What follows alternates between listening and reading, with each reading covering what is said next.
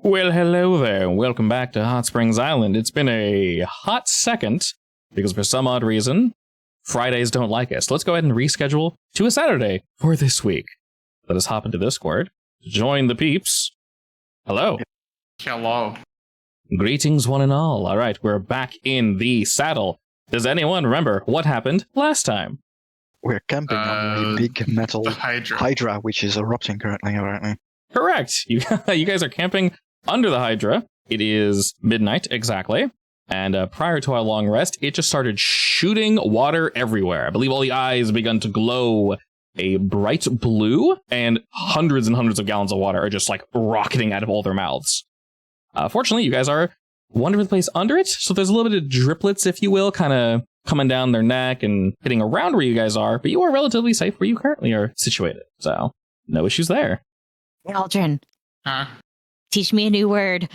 Not right now. Come on, why not? No. I mean, we were about to go to sleep, weren't we? Exactly. No. Fine. Alrighty, and with this Hydra absolutely just gushing everywhere, as one does. It's ambiance. It is ambiance. We can indeed... How long is this thing gushing, though? Is it like a short bout, or is it like it's going to keep on continuing? It's going to spray water for a good 30 minutes to an hour, but after the first, like, blah, it's more just like not a nice little, you know, what is it called? Like the liminal flow or laminar flow. It's not that nice looking, but it's more controlled rather than like projectile water vomit. Because of this, creatures and such are not currently attracted to where you guys are located. I won't have you roll for lookout and sleep. You guys can just have your quick 8-hour rest. So we'll jack that down to 8 a.m. I mean, Daniel's going to keep watch anyway. Indeed. He's also going to go absolutely wild playing with the water, but yeah. It's currently 8 a.m. on the 9th day now, it should be. Checking my math, huh? And to quickly go over things, after our last fight, we added 3 level up perks basically to everybody. Lekka took effectively a half version of Ritual Caster. Effectively, all it does is allows him to take a sorcerer or wizard spell, you know, according to how many he can have, as long as he can find it, up to half his level, scaled up, rather than just wizard level 1, so he'll have access to more things for casting. Mr. Aldrin, I have to think about saying your name now. Now that I know they're the same, I have to think about it. I hate it. He took proficiency in athletics. I didn't mean it. It's okay. Lies. If it makes you feel any better, I named 2 characters in Fate and Blades in the Dark. Orlin and Olin. Nice. Yeah. Go me. If you want to feel really stupid, I got into D&D after listening to the Adventure Zone. One of the first NPCs they run into is named Killian. Guess what I named the first NPC in my first D&D game ever? I wonder. Yeah, I wonder. And then all my friends listen to the same podcast, so they're like, oh, nice name. And I literally went, what are you talking about?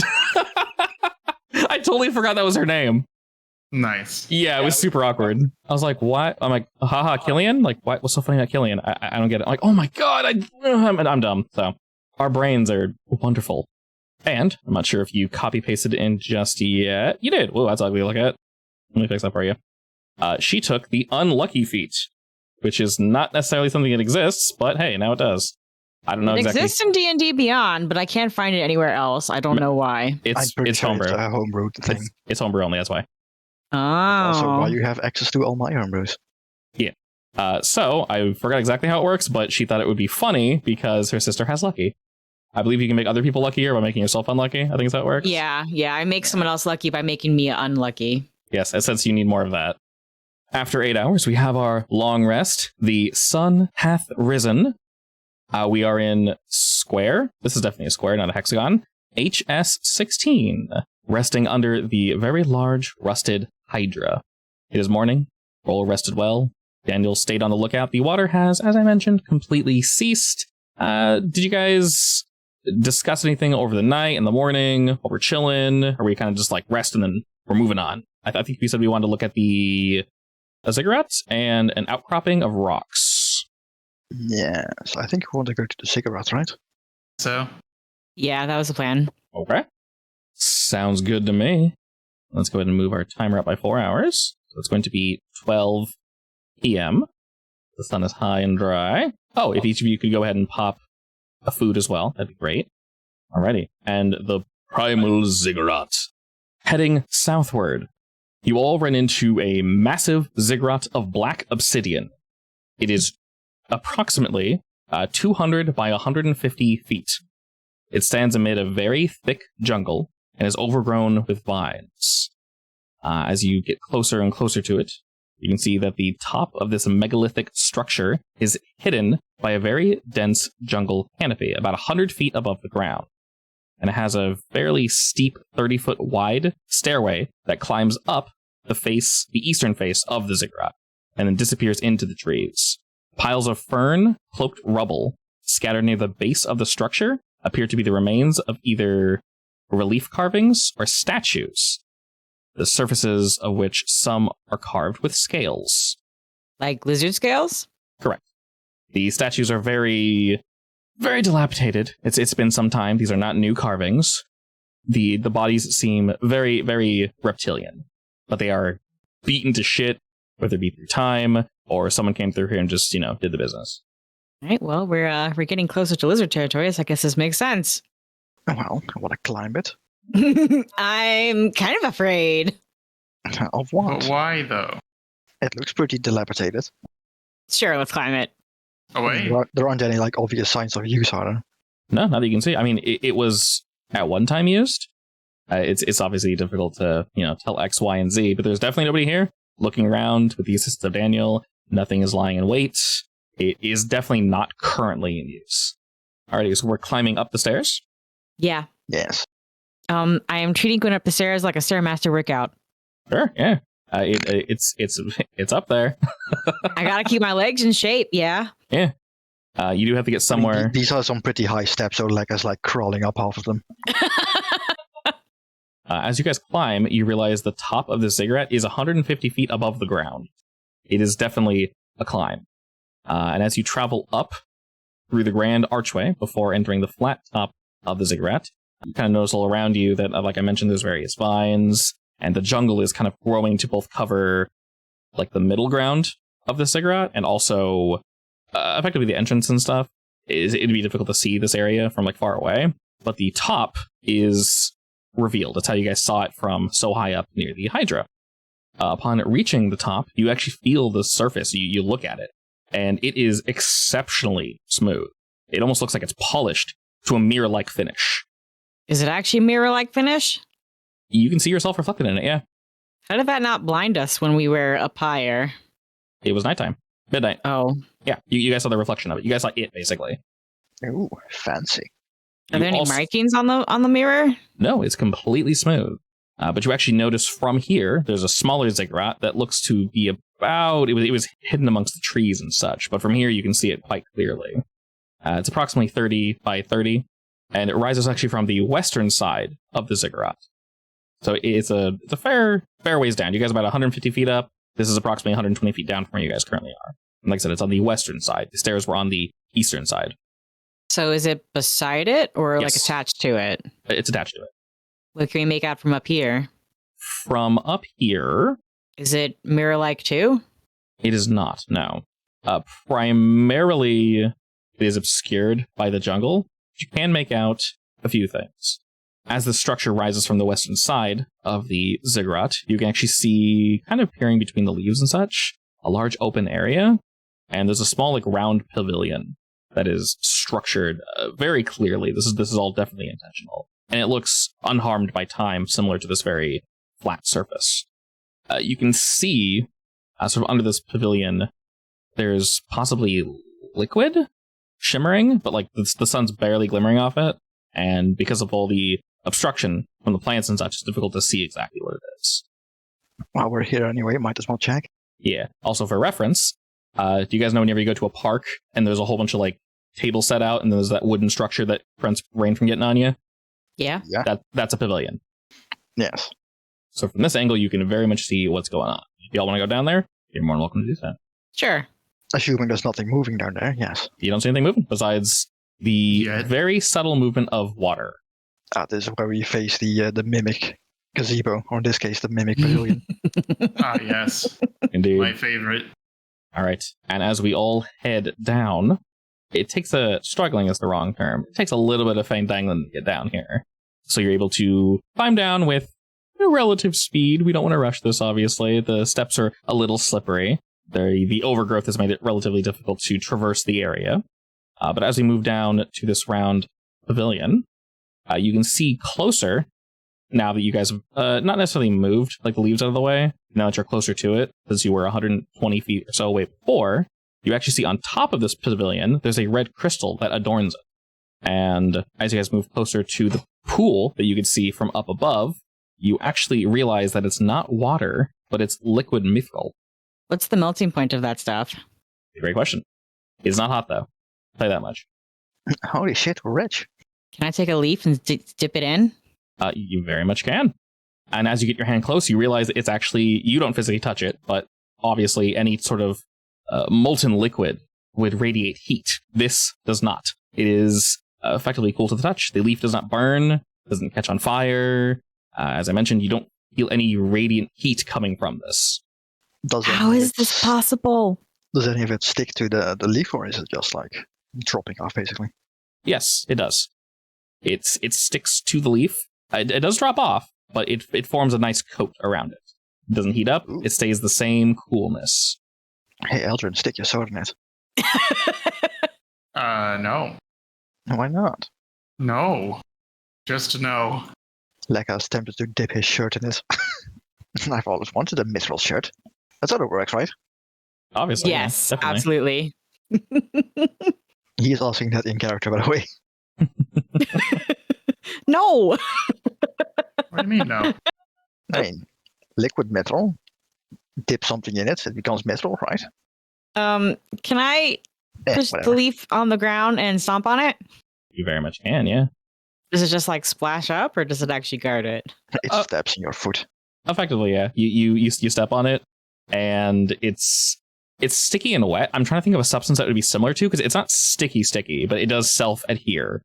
It's a little thicker than water, obviously. Like, what's it called? The non-Newtonian fluid stuff. Similar, yeah, similar. Not as extreme, but very similar. Damn it. I'm gonna take some anyway in a vial. Right, you can very much do that. It definitely Plan? coats the vial a bit, but slips on in with no issue. So what happened to my leaf when I stomped on it? It's now a crushed leaf waifu. Yeah, it's a fresh leaf, so you basically just stomp on a leaf and got some of the sticky stuff on your shoe. Okay. That's it, yeah. See? Now you have mithril shoes. I will stomp on it with my other foot so that both shoes are now mithril coated on the bottoms. All right, less so coated, more so. Matching. There's like, yeah, leaf imprints on the bottom of your shoe. Works for me. Yeah. Stylish. I mean, I guess mithril is pretty. I will test walking around. Do I leave footprints? Leaf prints? Like one or two, and that's it. Okay. Yeah. There's also It's not that much. a red crystal or something. Yeah, it adorns the top of the gazebo, if you will. Okay. Guess what I'm doing? I'm identifying both the crystal and the vial of mithril to see if it's actual mithril or something that just looks like it. We'll say you'll get a better response from using it from the pool, specifically. It is very much magical. Precisely what it is supposed to do, you're not entirely sure. But I will say this pool is large enough to fit. If you were shoulder to shoulder, treating it like a hot tub, you could probably fit like 10 people in here pretty easily. Oh, that's a lot of mithril. Yeah, there's a whole bunch here. It's effectively a pool's worth. And it definitely has a magical property that is specifically like located in this area. So the mithril itself is magical, but you can tell the source is the pool, not the mithril itself. So And the then, pool is magical? yes, like all of it together is the magic. So separated, like looking at the one in the vial, I'd say if this was like a sense magical, intensity, it's much less in the vial. If anything, it's like fading. And the glowing red crystal, you're also receiving something from that as well. And upon closer inspection, it actually looks very similar to the one that Ma showed you. Oh, should we take it? Wait, is it attached to anything, or is it just like on a pedestal or something? It is attached, yeah. You could, as long as you're relatively careful, you could, wedge it off. It's not like, infused to this thing, but you could definitely get it off if you wanted to. Wait, remind me what the crystal Ma showed us was? She wasn't really sure what it was, but she's aware that it has some power to it. Lekka licked it, and his nose disappeared for a second. His tongue and muzzle disappeared, and then it reconstituted. Is this one bigger? It's a little larger than the one she showed you. Maybe about half as large. Not huge by any means, but it's a good size, yeah. So do you want to take it? I don't know if we want to take it. I mean, Matt was interested in this. It's probably worth a lot. Just gotta climb up. I will climb up. The worst that can happen, I say, before disaster strikes. I die. Yeah, I don't know about this. Go ahead, take it. You All right, make sure not to touch it with your bare hands, by the way. Yeah, you shimmy on up and you see the crystal. How big If is you it? want, for you, I'd say it's about the size close to an apple, like a nice sized apple. Oh. I will just. Try not No, to I break probably- the pedestal, whatever it's on. I probably have like some cloth or something I can grab it with. Sure. Do you have a tool to loosen it? It's wedged in there pretty good. No. I think Lekka had a crowbar that I could use, maybe. Sure, I'll try to throw out the crowbar. Okay. You toss up the crowbar Crowbar. to Aldrin, and Actually, how heavy is a crowbar? Can I oh, it's not too heavy. magic I don't hand think it it's up? that bad. Oh yeah, sure. I'll mage hand it up then. Yeah, sure. Mage hand is like what, 30 feet? Yeah, 30 feet. 5 How convenient! pounds. It's 30 feet tall. Nice. Nice. Excellent. You get exactly as high as the pavilion and no higher. Oh, wait, no, sorry. You're sorry. You're like what, 4 feet tall? So exactly He has to 34 feet crouch up. a bit. Yeah. you duck and then go max. You lay flat on the floor and go max distance. And then he falls. Yeah, exactly. You're able to grab that easily, Aldrin.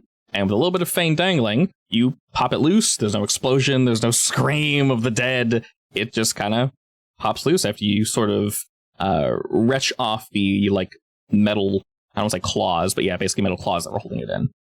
Then I will, I don't know, just shove it in my backpack. Sure, yeah, you can go ahead and add that as an item you have on you. Just call it red crystal for now, or glowing red crystal, yeah. Just so we know it's not a gem or something. No. Other than that, it seems fairly quiet here. While he's doing that, can I dip the leaf in the water again and then set the leaf on fire? The mithril? I mean, I'm just checking if the mithril changes after we took the gem. From what you can tell, no. After you remove the gem, you're watching at Lekka. So, Robbie, you dip another leaf in. You're trying to light the leaf on fire? Or the mithril, because I mean, if it's liquid right now, I want to see if heat makes it like air or solid. Okay. Upon doing that, I mean, try freezing it, guys. yeah, basically all that happens is the exposed part of the leaf burns and then it just fizzles out. The mithril itself isn't really any warmer, like maybe a little bit, but it's still pretty cool to touch. And it's untouched by the fire? And the mithril in the vial is less magical than the pull, right? It feels as if whatever is contained within it is fading. Okay. I guess I'll keep a close eye on that and see if it changes. Sure. And I guess I'll also help Sarabi and try to freeze the mithril with my random ice cantrip. All right. With a third leaf? Sure. Sure. These poor leaves. They're right nearby. Why you bully? Upon trying to freeze it, you get about the same reaction. The leaf itself freezes, but the mithril itself seems to effectively ignore any outside elemental influences. Well, shit. Well, we can come back to that later. Yes. Mark that on our hand-drawn map. I forget who did that, but someone has a map. Sarabi did. Yeah, it's me. I'm finally the artist for once. You did it. I'm sure Martel will love liquid mithril. An entire pool of it, Who wouldn't? assuming it can be used. All right, looking about, where do we head to next? We were going to follow the river downstream, right? With our newfound canoe, yes. You guys very much can go south if you wish. You do know that the Lizard Boys are to the east of here, though, so it's totally up to you. The river goes I mean- southeast, right? The river does indeed, from where you guys can tell, it'll move southeast. You guys are in Hex 16. You know it'll bring you to Hex 20. Okay, do we know if the lizards are like directly east? From where you're currently located, as a reminder, they told you that the Arva are basically everywhere. They're most likely hiding in the furthest to the southwest. The Goa, they said, are probably in 17 and 23, or at least where you guys are. 17 would be directly east of where you guys are. 23 would be south. Just continue that way. And then the Kiru, the ones that were more relaxed, are in 21, which is exactly southeast where you guys are now. You have to climb over some mountains to get there, but I can't remember the laid back ones. Would they be willing to join a fight or are they too peaceful? not many people know about the lizard folk here in general, primarily because a lot of them either attack on sight or they just don't want to talk. From what we understand, even the peaceful ones are pretty war hungry. Right. You didn't really know much about the Kiru. You know they're 100% the most relaxed. Then we probably want to follow the river down southeast, since that'll take us closest to the Kiru. I deploy the canoe. Oh, I see. That river goes straight south. Okay. Indeed, yes. From up above, you guys could see that the river did indeed go straight south. So now we are headed into a new area. Alrighty, we break out the foldable canoe. Like I mentioned, it is indeed large enough to fit all three of you with relative ease. Especially helps because we have one small boy on our team. As you sort of twist at this wooden ball and push at various locations in order, the whole thing kind of like plops outward into a very large 7-foot canoe. And as it sits there in the water, you guys need just a little push to get going, and you should head right on down. Lekker will be showing up his captaining skills and will be blowing the canoe forward with air instead of canoeing. Excellent. And as you guys are heading forward, you see to your left and to your right, as we gaze into the jungle, various animals and such that are kind of watching you all. And for the briefest of moments, you think you maybe see one of the lizard folk peering out between the jungle brush. But you guys pass by all too fast, or they jump back into the shadows. Not entirely sure. Too dark to see the color? It was too dark, yeah. Intentionally so. They're very much trying to hide. And as you head forward, Lekka, you realize it gets easier and easier to push this canoe. You're not really sure if you're just getting better at it. Maybe the water is speeding up just a wee bit to make things a little easier. I mean, we are going downhill. You can very much tell that quite easily. You guys were at kind of the peak of the island before, so we're getting closer and closer to the edge. Looking just off ahead, you guys can actually almost kind of see where this is going to eventually lead. And no surprise whatsoever, you guys can hear the rushing of a waterfall up ahead a fair distance. I'll have Daniel scout it ahead anyway, so... Yeah, exactly. He would definitely know. And as he moves up ahead, he can see a very, very large waterfall.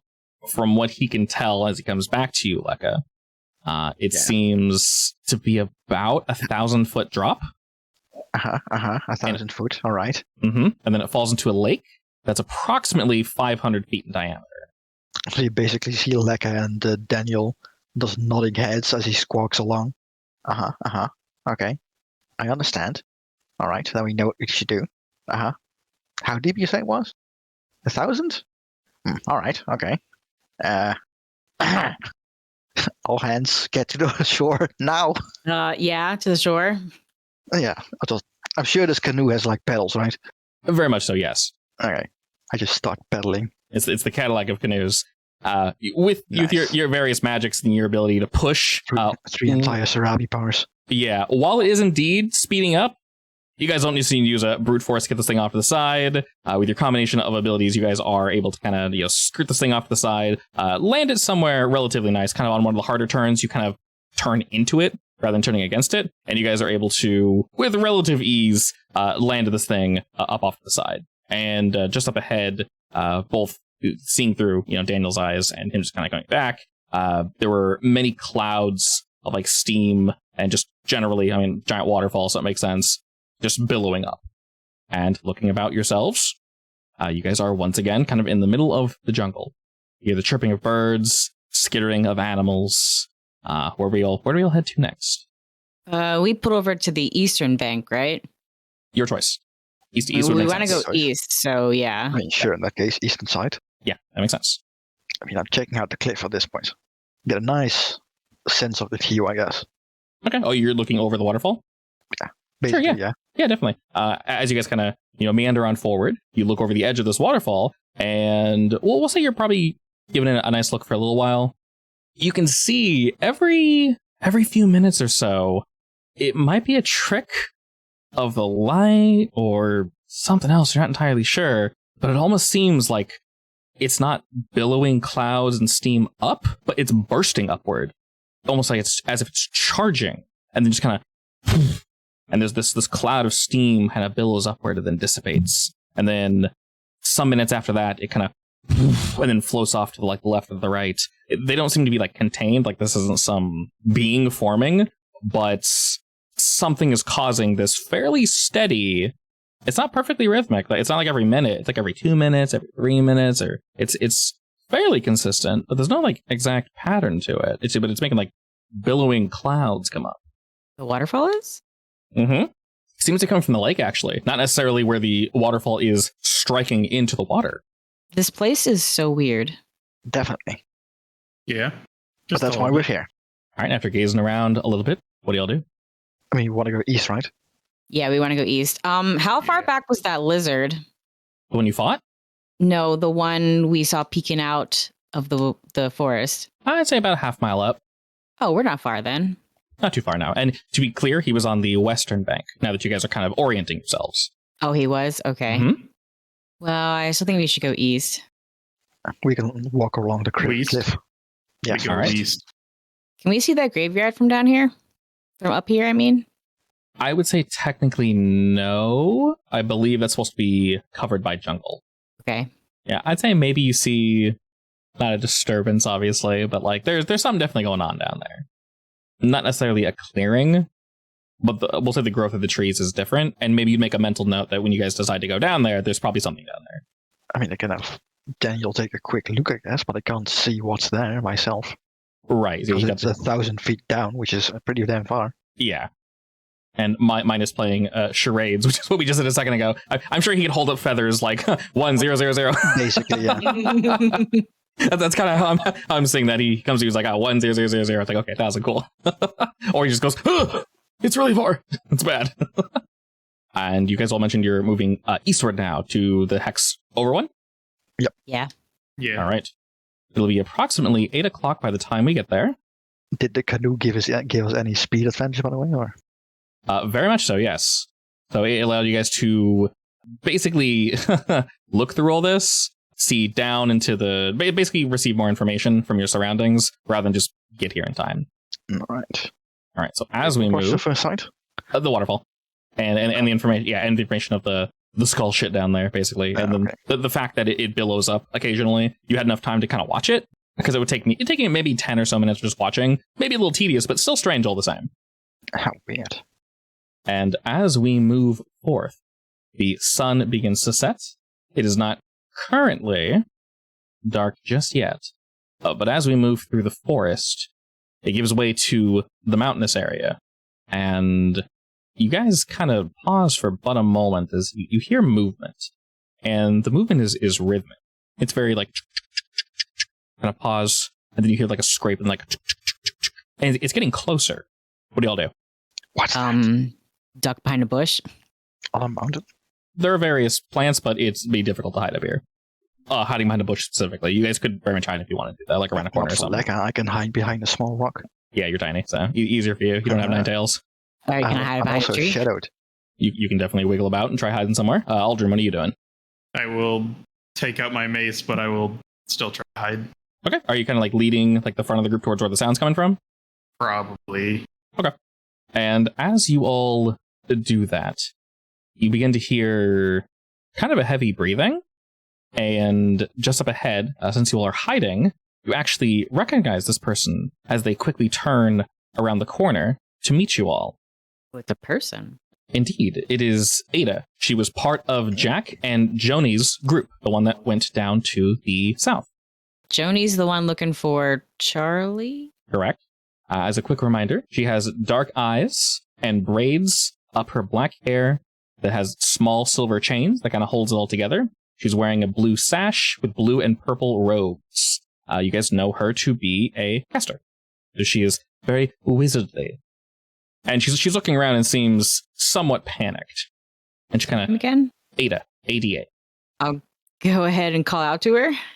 As you do that, her eyes like bolt up and she looks about and kind of holds her staff at the ready. And then goes, Who's that? It's me, Sarabi. You can... Ooh. If anything, hear her thinking. Where's Jody and Jack? She takes another step forward and says, Oh, you all. And she takes a step forward again. She says, I was separated from them. Why do you look so panicked? What are you running from? there was, I don't know, some four-legged creature covered in spikes, and, well, I'm pretty sure I got away from it. I mean, she motions to herself and says, you can tell I'm not exactly a frontline fighter.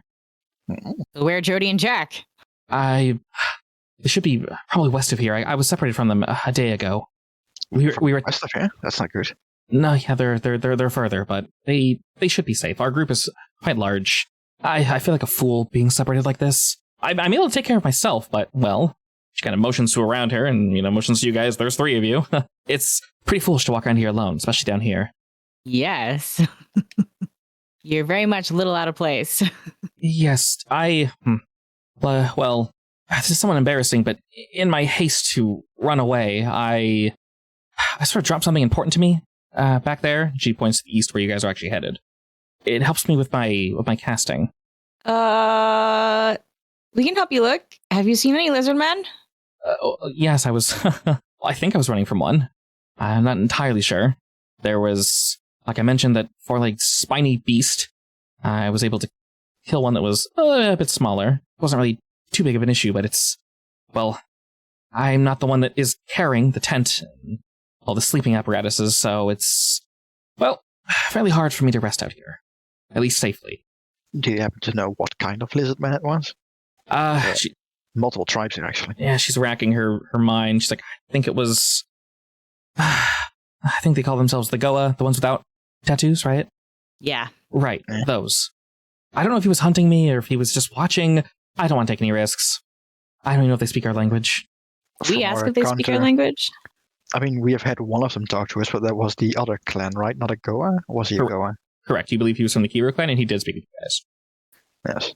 Some of them do. Probably not the clan with tattoos, though. Well, all the same, the one. Yeah, all the same, I'd prefer to avoid them. But if you don't mind all helping, I can reward you. We've picked up various things along the way. I can give you gold, realistically, whatever you want. Well, it's probably safer if you come with us for now, I guess. I would prefer that, yes. We have ways of communicating, and while they are to the west, she kind of fiddles around in her bag a little, and she pulls out what you guys can tell to be a stone of sending, and she looks at it real quick and then stuffs it back away and says, yes, we were able to contact each other not too long ago, and they said we'd meet, and she kind of points past the mountains in the direction where you guys came from, where the large hydra is. Somewhere around there, I think. Any landmarks? They mentioned there was this giant statue of some sort. I don't think it was a dragon. I think it was some multi-headed beast. They said it'd be impossible to miss. Oh, how fun. We actually camped there. Oh. Well, if it stands out that much. Yeah, it's pretty safe. Oh, excellent. Good. But a long way from here, though.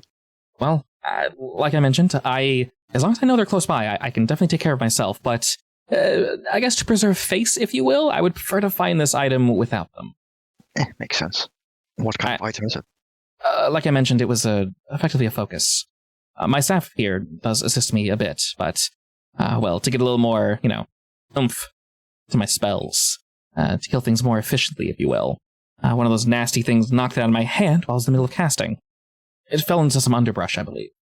I didn't want to stay around as more of them showed up, and to my knowledge, they're not interested in magic items of that variety, so it should still be there. Probably. Let's go find it quickly, then. Excellent, thank you. All right, as you guys head on in, we'll go ahead and officially move on into this hex. We're in HS21 now, and as you're all looking around with Ada, you kind of come across the area that she described. There's various after we descend the mountain, the jungle immediately kicks back in.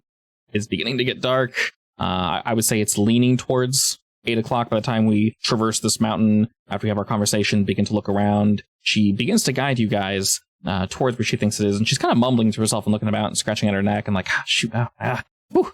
It's getting, sun's going down, but it's still muggy as all hell in this damn jungle. And as she kind of looks about and goes like, no, not there. And she turns to your group and says, as she looks over the three of you and says, I think it'd be a little easier if we split up. This is really embarrassing to admit, but I know it's here in this general area. I don't know exactly where, though. I prefer to find it before it gets too dark. And then she turns to you, and she says, would you mind looking with me? Can I? Sure. Foxes have decent sense of smells, right? Yeah. Can I transform into a fox, get a good whiff of her shirt or cape or something, and then go see if I can hunt down the smell that way? Sure, yeah, definitely. And did you tell her you want to do this? I'm fine with it, yeah. I'm going to tell her, I'm going to try finding it by scent, but I'm just going to change. I'm going to hop over to her and take a big whiff. Okay. As you hop toward her, she kind of takes a step back, like, whoa, what the hell? And she actually sees what you're doing and goes, oh, okay. She actually holds her staff out and says, this should suffice, yes? Does it smell? It does, yeah. I will nod. Okay. And sniff it. All right. As you take in the whiff, it's very faint. And you sniff at the air and I think I might know where it is. The jungle is all full of all sorts of nasty stank. But I'll go ahead and let you roll. We'll say just perception with advantage, and that'll help you with your nose perception skills. Okay. Spicy. First roll of the day. Let's go, baby. Excellent. All right. You pick up two things, actually. You pick up her scent, and you pick up another scent, but you can't really place it. You think it's close by, but you're not really sure where it is. But other than that, you very much know that it probably, like, she's probably telling the truth. It looks like she kind of dragged around this general area and maybe looked before. Her scent isn't everywhere. That's not accurate, but it's probably to the south of here. And she's positing that her and Lekka go to the north. And you're not precisely sure where it is, but it should be relatively close by. I'm gonna yip at my boys and then dart south to where the smell is. Okay, she kind of smiles and turns to Aldrin and says, I'm assuming she can't speak in that form. You're going to follow her? I guess so. All right, don't let her get lost. I will see. I mean, if she's already found it, there's no point in splitting up, is there? Well, I mean, did she find it? Do we know? She seems pretty positive, right? Yeah. Well, I mean, you just ran off, right? Yeah, so you're already running, aren't you? I'm already running. Might as well check it. But my yip to them would have been, don't go too far, kind of tone. Like, this is slightly suspicious. Or, okay, sorry, the yip also would have expressed that there might be something else around here. So be cautious. It was a be cautious yip. Fair enough. All right, so Lekka's gonna ignore that. Because he doesn't understand fox. Doesn't understand yipping. Yeah, she yipped so many times, it's like, I think I know what she was going to say, then she kept yipping and I lost it. So you dart off to the south. Aldrin, you follow in. Lekka, what are you doing seeing Aldrin make sure Sorry doesn't get lost? Considering that she seems very intent on the fact that she found something, I'm just gonna follow her. Like, there's no point in splitting up. Okay. And Ada kind of sighs and begins to follow your group. Sarabi, you said you're kind of bolting off down there to go grab it? Yeah. Okay. I am following her smell, right? Yes, you very much are. Okay. Okay. And Aldrin, are you following her at like the same speed? I mean, if she's not too fast, then yeah. I'll pause to make sure they're still behind me. Okay. I'll have Daniel follow you at full speed. Ooh. And I'll instruct him that if you find it, just fly back and give it to her. Excellent, excellent. And as Daniel goes to follow after Sarabi in fox mode, Aldrin, you begin to follow. Lekka, you're following with, and Ada's kind of like trundling along beside you, Lekka.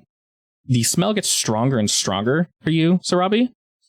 And you definitely know you're close. It's probably just around the corner. That second smell seems to have faded. It's just entirely gone. You smell other animals and other things around you, but we're focusing on the thing she dropped. And as you continue, you can hear Aldrin just behind you, catching up, and you know that Daniel has flown above you. Boy's pretty quick, doesn't need to worry too much about moving on through the jungle at too much speed. And I'd say it's probably a good like 100, 200, maybe 300 feet away from where we were. So it's a small hike to get there, and the jungle's fairly thick. But Sarabi, you're able to just, in your little fox form, just boop, boop, boop, boop, you're flying through the jungle. And of course, Daniel can very much do the same. Lekka, as you're walking with Ada, she's like, oh, please don't go too fast. I'm not exactly suited toward this. And she steps, or she's like trying to keep up with you guys. And Lekka, if you could go ahead and roll me dexterity. Dexterity save. Check or save? A save. Cool. Just behind you, Lekka, as you're sort of moving forward, you feel a grip on your shoulder. It is a much more firm grip than you were expecting. And the only person next to you is indeed Ada. Going back to Sarabi, the smell gets stronger and stronger as you finally come across the item that she dropped. You see this small, sort of pink orb that is just kind of shimmering, but just barely in the moonlight. As now we've gotten to this current location, Daniel's actually kind of just like hovering above you and waiting there, and he sees what you see. Just past that, though, you smell something else. As I mentioned, Sarabi, as you get closer and closer, the smell of whatever this is begin to grow pungent, sort of rotten and strong. Like meat? Like meat.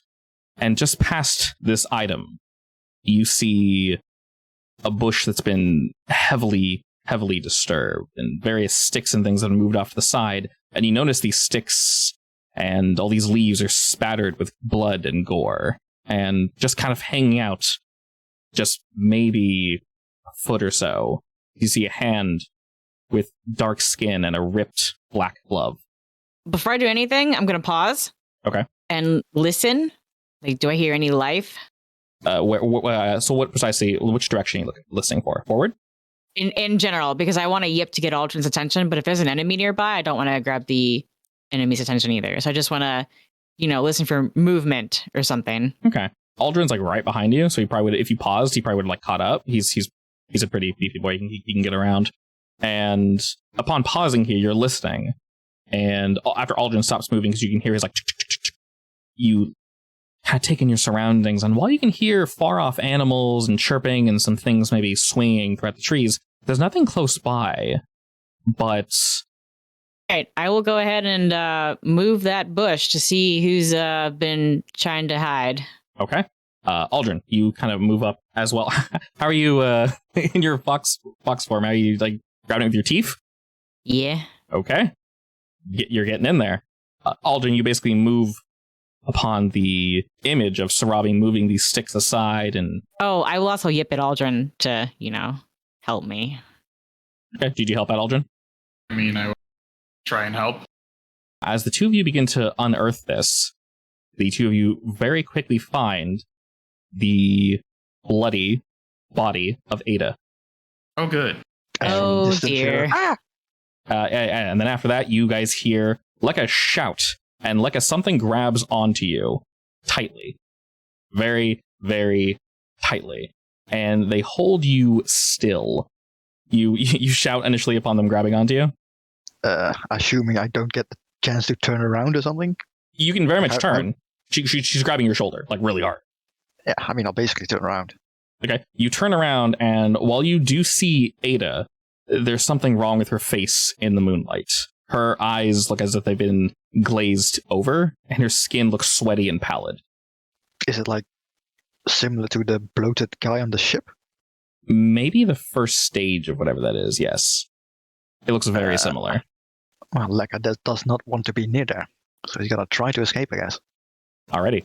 She What technically, the hell are you? She smiles and starts to pull you back away from where Sarabi and Aldrin are. I'd say however you want to escape this, but she does have you grappled effectively, so go ahead and roll to escape that. I guess I'll try it with a... Which one was it? Gust? I think so, yeah. Is that a strength save, or...? It is a strength save, yeah. Okay, so let me roll that from here. Do I need to be the 13, or...? 13, yes. Alrighty. Well, I rolled an 11. That's a fail. Upon gripping onto your shoulder, she's knocked back 5 feet. Let me go ahead and move us all to a larger map real quick, make things a little bit easier. I will use a sorcery point to also get the 10 feet of flight and fly into a tree, I guess. Because I don't get it for free because it's a cantrip. And I have Lekka on the far right side, and I have Sarabi and Aldrin on the far left side. So you gust her away, and then you jolt yourself up like 10 feet assuming into a there's tree. assuming there's a tree nearby. Oh, definitely, that I yeah. can fly into. Definitely, yeah, 100%. Alright, and then I'll just shout for the rest of the party. You shout loudly for the rest of the party to join, and upon seeing this body, what do the two of you do? I'm going to remember where it's at, but I'm going to run back to Lekka. I want to do a quick peek around to make sure Ada's the only dead one. From what you can tell, yes. All right, and then I will charge towards... I'll follow the scent back to where Ada and Lekka are. Ada and Lekka. I will say this, Lekka, it's difficult to tell by the moonlight, but her body as she's kind of moving towards you, you like jump up this tree. So she like started here. And with that, you sort of hear this deep, far too deep laughing coming from her. It's a little wet sounding as well. And her body begins to contort and crack. And you see her flesh ripping open as her eyes begin to kind of push to the side of her head. And her mouth, her nose, everything begins to contort. You can just hear everything snapping and cracking into place. Go ahead and roll me for initiative, Mr. Aldrin. Alrighty. We shall, indeed. Well, technically it would have done something. Let's see. I'd say it would have responded as you basically yeet them backwards. Still in her, like, half-human form, her hands begin to blaze. And as you see fire kind of growing and growing and beginning to accumulate around her hand, her flesh is, like, being torn off and melting away, revealing this dark, oddly bumpy, like pallid skin, and she hurls this ball of fire at you. It skims by, but still grazes against your flesh, and we shall begin combat proper as Mr. Aldrin. You're up first. I'm just gonna start running. Start running, my dude. You are very much able to do so. All right. Damn, how far away are you guys? About 200 feet. It's very I far. just ran 60. Yeah. Approximately. How far can your clone be away from you again? 30. Okay. Did you want to summon him or do anything as we're popping in here? I mean, I can summon him 30 feet away.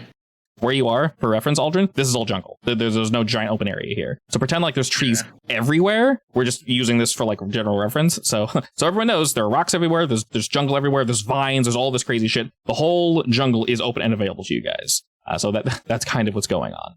Looking towards you, Lekka, the creature, the being, whatever they are in front of you, they'll sort of begin to chant, and your head begins to swim as you begin to see visions. You fool. You think I'm going to go towards you. Alrighty, I know, right? And as this creature, whoever it is, begins to chant, you begin to hear thunder all around you, Lekka. But as you turn and focus to the south, you see just like wind and lightning and thunder just pulsing from this being as you see her flesh just begin to slowly tear away. So the way this sphere specifically works, since they're all fun and different, while frightened by the spell, the creature must take the dash action and move away from you by the safest available route, so you don't have to jump out of the tree, unless there's nowhere to move. If the creature ends their turn in a location where it doesn't have line of sight of you, the creature can make a wisdom saving throw. On success, it will end. Okay. So it'll just move a little bit closer as it looks up this tree, and it is your turn, my friend. I have to dash, or do I have to just get away from it? You must take the dash action. So you have to move 60 feet away. So technically 10 feet down, and then 50 feet in whatever direction you want to go to, but away from this creature, whatever it is. Why would I climb down a tree? How are you? I have Featherfall. It's a reaction. Okay. And since it also gives me, it is a spell of first level, so I can actually use my tempestuous magic without a sorcery point as well, as far away as I can. And we'll say there's indeed a tree there, so you can go ahead and make another wisdom save, I believe it is. Wisdom, yeah. What is hiding, by the way? Is that a bonus action? So you don't need to be hiding, you just need to break line of sight.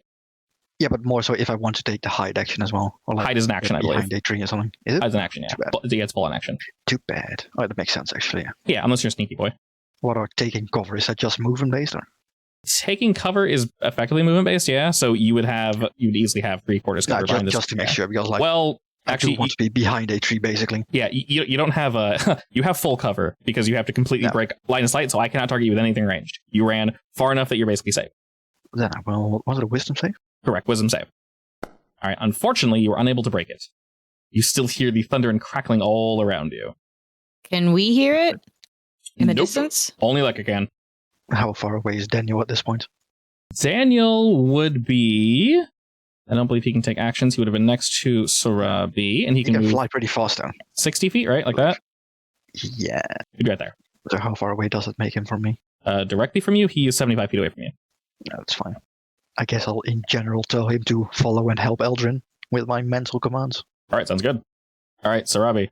I was going to stay in case I needed to sniff them out. Do I know where they are? I would say upon hearing the shout, you know where they came from. So unless they went somewhere weird, knowing where the shout came from, it sounds like exactly where they were. I'll shift when we're a bit closer and can see them. So I'll just run. You guys end up in a wonderfully perfect line. All right, Aldrin, you see the fox run past you. Gonna make my boy run 30 feet, and then Okay. Lekka is screaming this entire time, by the way. You can actually follow the screaming. Very much so, yes. Just swap with them, which takes 15 feet Okay. movement. Bonus action. My dash is gonna run towards the screaming. Okay. Does your clone dissipate if you're too far from it, or I forgot how that worked? Yes, but it's Okay. fine. Okay, so he goes poof? Yeah. Considering you played hopscotch with him, I think that's okay. That's cool. That's what he gets. All right, you begin to run to Lekka, and you see him cowering behind the back of a tree. You're not really sure what he's scared of precisely until you gaze to your right, Aldrin, and you can hear and see something pushing through the jungle. It's no longer Ada. Whatever this creature is, it's large, green, slimy. It's still holding her staff, but it's crackling with this dark energy. And you can just hear it just cackling in the distance. It's looking for its prey, and you're not sure if you can sense where he is or what. But as it looks towards you, you hear more chanting in a foreign language. Oh, good. And it focuses on the spot between the two of you and lets off heat. Immeasurable. All right, as a fireball erupts in front of both of you. Aldrin, you succeed. Lekka, you fail. Remember, you can use inspiration to reroll these if you wish. It's up to you. Meh, I think I'll just die. Guess I'll die. Alrighty. Oh god, you bleed pink. You kept that? Yeah. Monokuma. All right. Sarabi, you from the distance see this explosion of fire, and it engulfs both Aldrin and Lekka. And the heat begins to burn everything around you as you continue to hear this creature cackling in the darkness. Lekka, go ahead and make me a save, my friend. No, right. Aldrin just sees Lekka flop out of the tree, half burned. Alrighty. Sarabi. So I will say while you are knocked out, Daniel still wants to fly toward you. Alrighty. Sarabi jolts in and spearing between the trees. She's able to revive her companion with a max healing word. Aldrin, ball's back in your court. Max? She heals me as I fall from the tree, and I take 8 falling damage. Alright. His body was like hanging slowly, and he just kind of like just lands on his neck. Critically falls. Sorry. You okay, Lekka? Having a good time? I see. I understand. I give a thumbs up as I make that sound. Oh, it's Robbie's too far away. Fortunate. Alrighty, a gentle reminder, you can indeed see this being, Aldrin. If you guys want any general information on something, it's not an action or a bonus action. You can just roll and ask, like, have I seen this before? Do I know what this is? Etc., etc. So, I'm going to use my flexible aura to make this a 60-foot range, okay, excellent. so everyone can have it. Nice. And that gives them a plus D4 to one attack roll, ability check, or saving throw? Roll. Yeah, per turn. Very cool. One per turn. All right, very nice. As long as they're within 60 feet. Someone else that also has it. And that's an action, so I will just bonus action summon my boy again. Means Do you're we getting... get to make a save for the fear then as well? Yeah, go ahead and roll wisdom, actually. I don't know. Okay, that unfortunately is also a fail. My fear has been emboldened by the fireball. Alright, so you summon your boy, Aldrin? Yeah, and I'm going to get away from Lekka so it doesn't throw a fireball at both of us again. Like, I don't know, if there's a tree or something like over here. Hide a tree. Sounds like a plan. I like that. Yeah, All right. that's all I got. Okay, are you taking full cover behind the tree? I mean, if I can, yeah. I'll say with you, it's probably like 3/4 cover because you are larger than Yeah. Lekka. But Lekka can very much take. Yeah, Lekka can very much take full cover. I also have the shadowed thing on my staff, so. Right, yeah. So as the creature sees that, it continues tackling as it moves forward. I'll say as it sees you, it gazes over to Lekka, and I'd say it probably can't see exactly who you are due to all the trees and such. It does indeed see Aldrin. I mean, I am prone right now, so. Yeah. Basically, you're out oot and a boot. It look towards you, and you see another flame begin to form in its hand, Aldrin, as it hurls heat towards you. Unfortunately, this misses as well, but it grazes up against the side of the tree. You can hear a burning. All right, See, this guy should stick to AoE spells. Leka. Do I have to continue running? Yes, every time you are feared, you can only run. Well, I'm going to have to take 15 feet to stand up anyway. Mhm.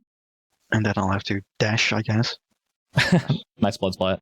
Well, you're Otherwise, barely I'm within just- range of Sarabi. I mean, I'm scared of the thing. I'm not going to run. I'm saying you're in range, so you get the extra D4 when you do roll it. This is true. Wait, would I have gotten it last time as well, then?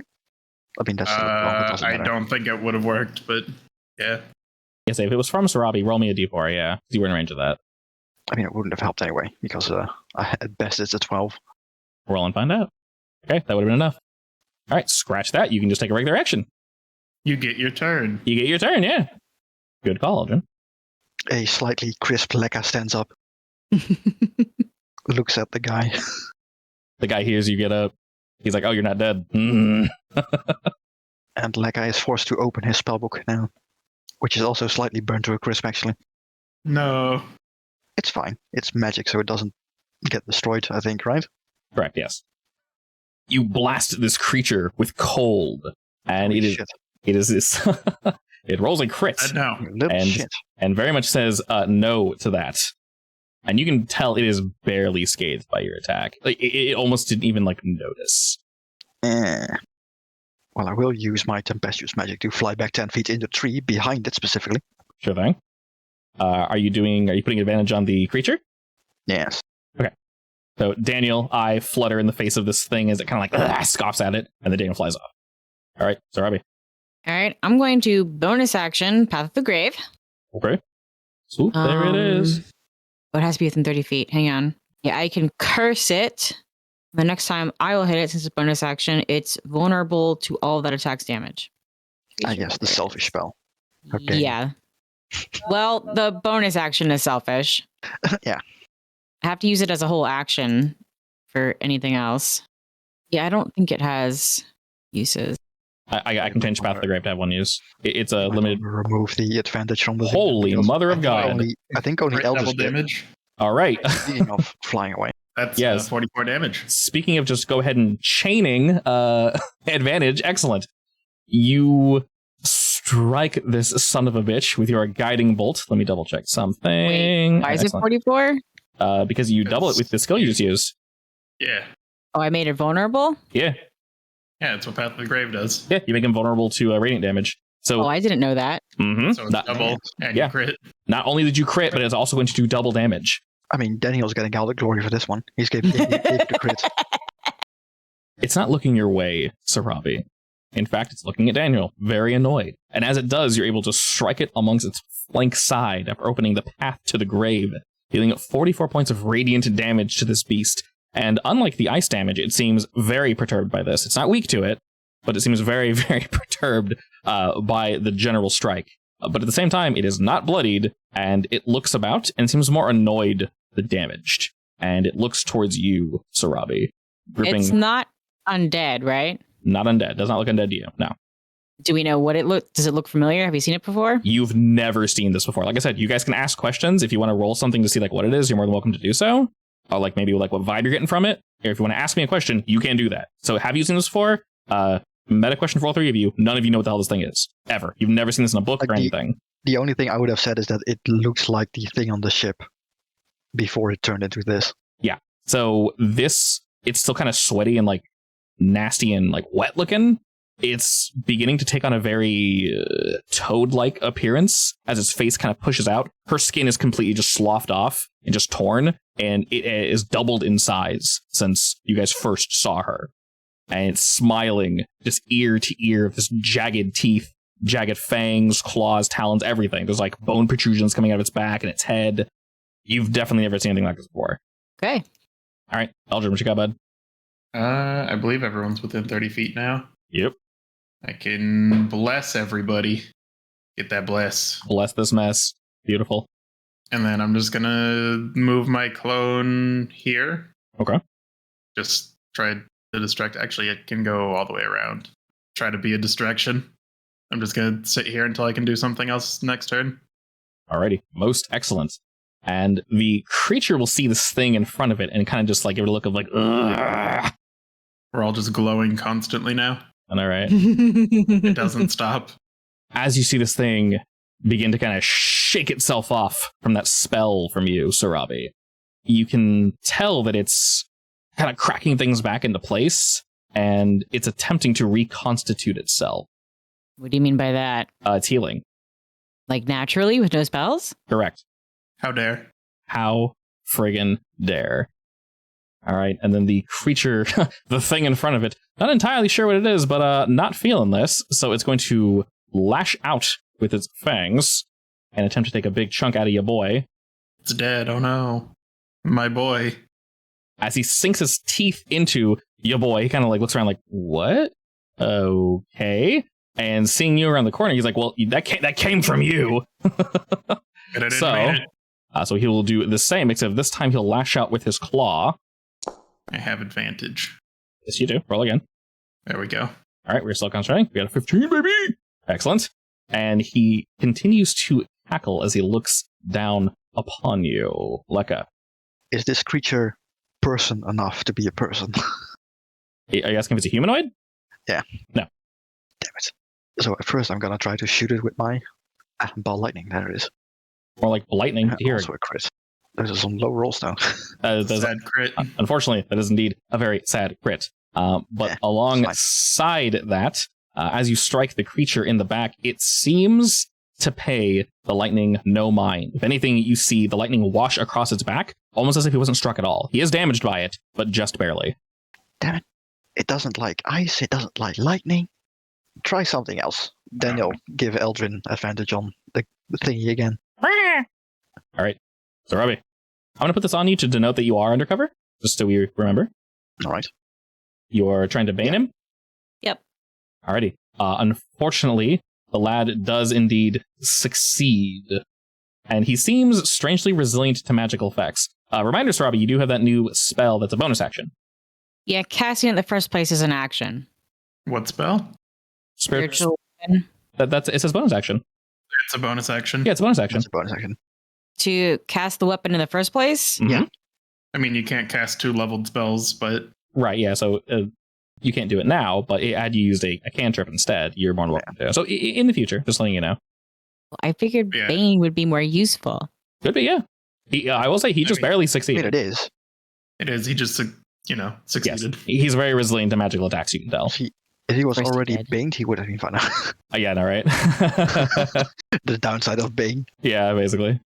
All right, Like turn, it's Serby? done. All right, Aldrin, this thing is facing you. What do you do? I want it to not. You do have advantage at least. So. I know, but I need to heal myself. Healing is overrated.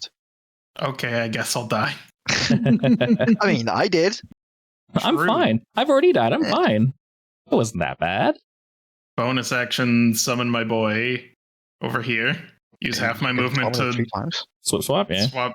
It's just a bonus action. There's no limit on how often I can summon him. The limit's the attack, right? Nice. Yeah, there's a Yeah. limit on how many times I can use him as like an extra attack. That makes sense.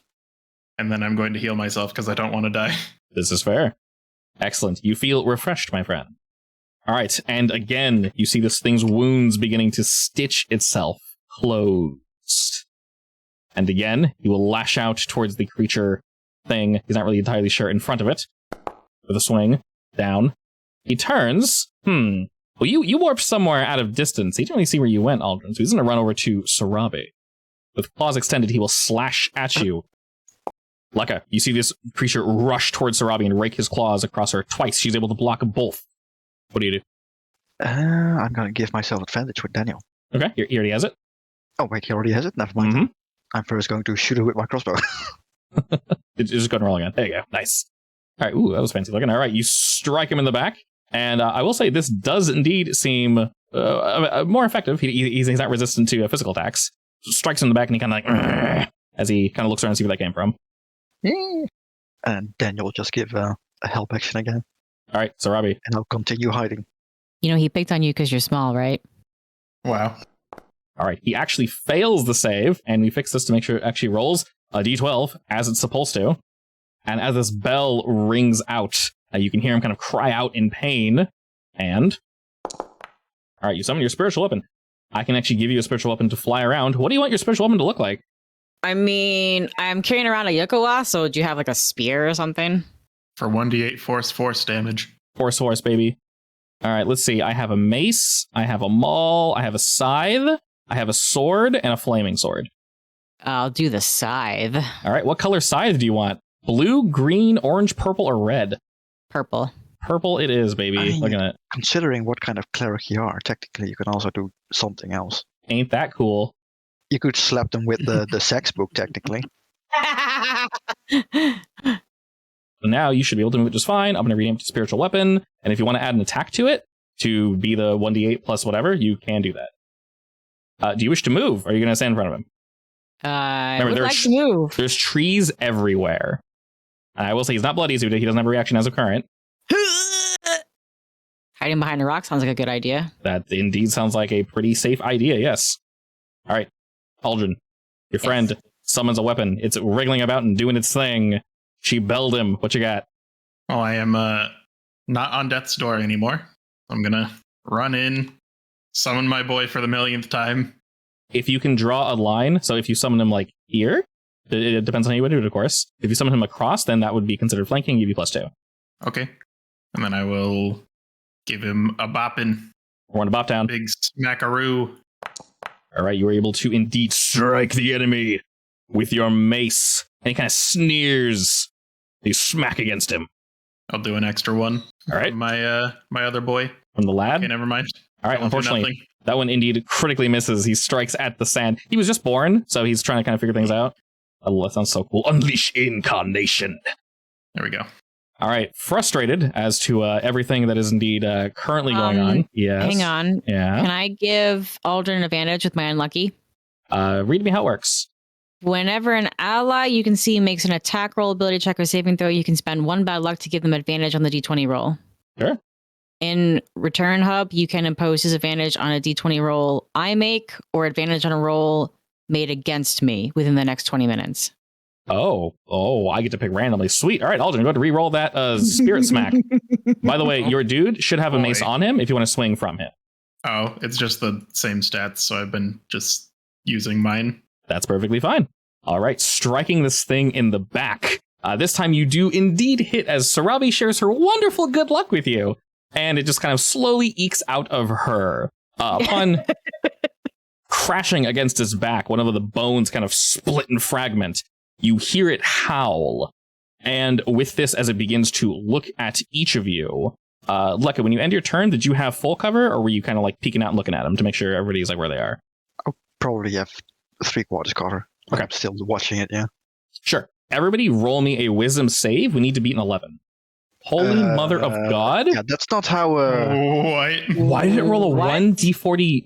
Oh, wait. Adding a d40, 50 million for the beta. It was the ad cover. We'll do the normal math. I'll add my extra d4 onto mine. There. So you're good. So you rolled, you got a 12, so you're good, Aldrin. Sarabi, regardless of what your d4 is, you rolled a 12, so you were fine. Oh, wait, no, actually, because I have a +2 as well. Lekka, take your 7 and then roll 2 more d4s because you get your d4 from Blessed and then d4 from Aldrin. Oh, okay. I live to stack There's also bonuses. a +2 from my wisdom stat itself. Yes, so 9.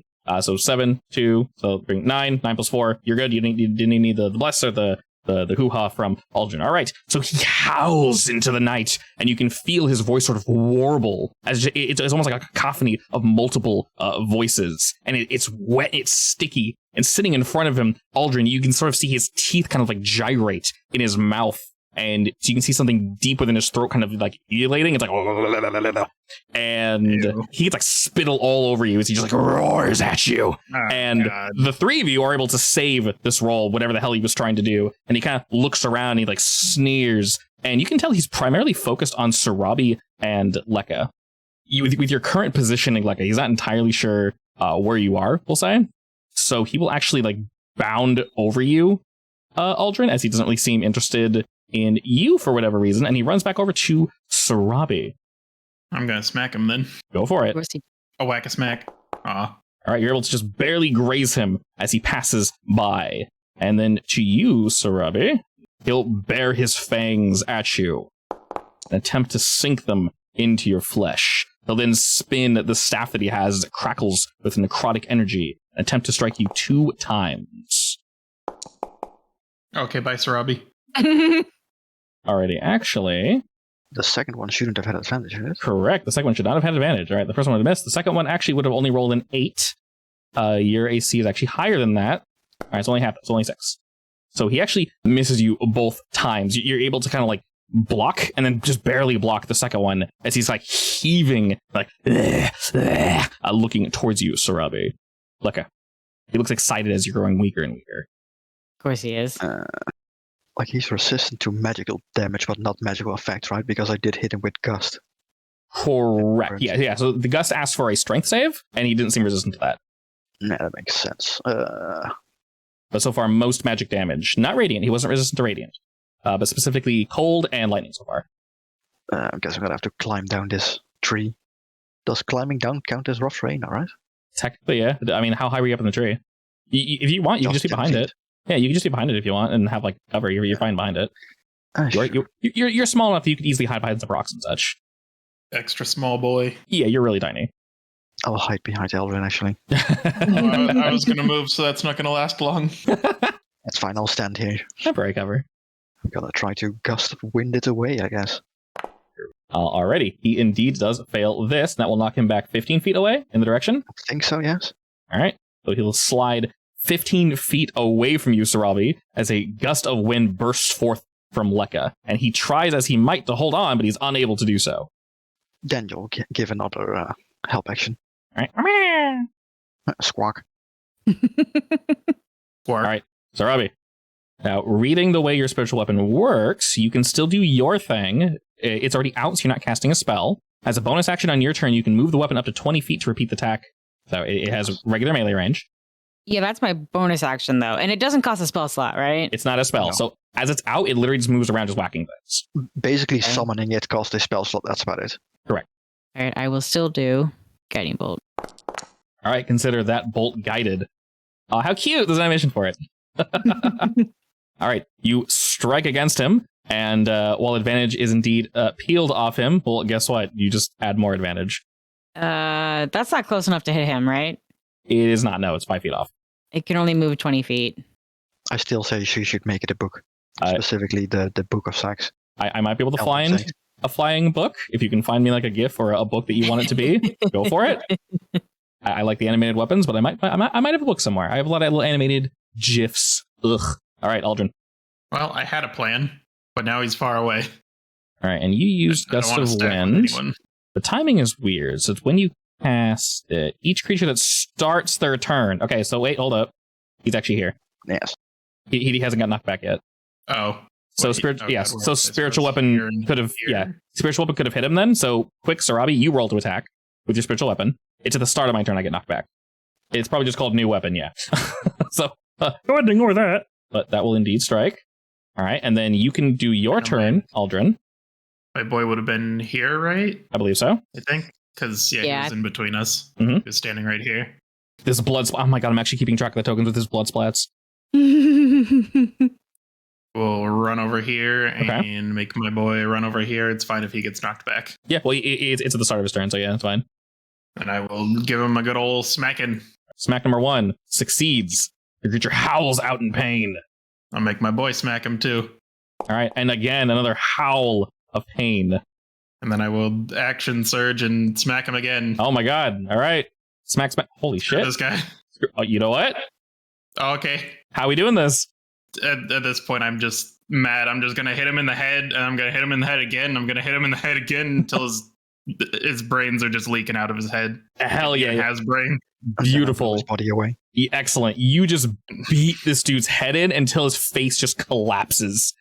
Just gray matter and shit is just oozing out of his eyes. His jaw breaks. Everything just crumples down into itself. And wind just like on a ragdolls his corpse away from where you guys are and leaves this blood stain as you take one more swing at the air, Aldrin, just right in front of where he was, and his body like, smacks into a tree very wetly. That's what he gets. All right, I was not expecting that. Very nice. All the smack. All right. That was basically everything I have, but It is 8. The jungle is silent. any creatures that were nearby would most likely run away. I'm gonna keep blowing it into the tree for a while. He's indeed ragdolling into a corner. Do we want its corpse? Oh, I want to know what the hell it is, but that's about it. yeah, maybe. It is dangerous. Why? Who's going to carry it? Don't look at me. Don't do it. I mean, Tensor's floating disc. Oh, do you have it? Yeah. Oh. You have to recast it all the time, but yeah, I assuming mean, it. it's a 5-minute ritual for me, and it lasts for an hour, so it's fine. All right, well, are you saying we're going to head back to camp? No, we're gonna search around for a bit because apparently someone died here, I think. Yeah. Yeah, you're correct. We found the real Ada. Yes, also I'm gonna loot Ada's corpse. Because she's a wizard. She probably has a book. Probably. I'm gonna look around for that thing. Alrighty. Are we going to go straight back to Ada's corpse, or do you want me to do a prayer of healing first? Probably for the best. Since we're all kinda, Pain. we can do that as we walk to her corpse, I guess. I will use my Pearl of Power. I'll just start dragging this disgusting thing around. No, I'll just use my Tensor's floating disc, it's fine. Like, we're dragging everything to her corpse and then looking at everything at the same time. I do want to look at its staff, though, to see if it was, like, special or just, like, a spellcasting focus. She probably stole it from the corpse, so yeah. I'll identify everything. Alrighty. You can tell that the item she was messing with, that was just her spellcasting focus. It was just something that she needed. It wasn't anything too entirely crazy. In terms of what she has on her, If no one wants it, I want it. It's shiny and pink. so there's a few things we find on her. One of them seems to be a thick glass lens that's about 4 inches in diameter with a scaled mithril handle. I assume you're like identifying everything, like looking closer? Yeah. All right.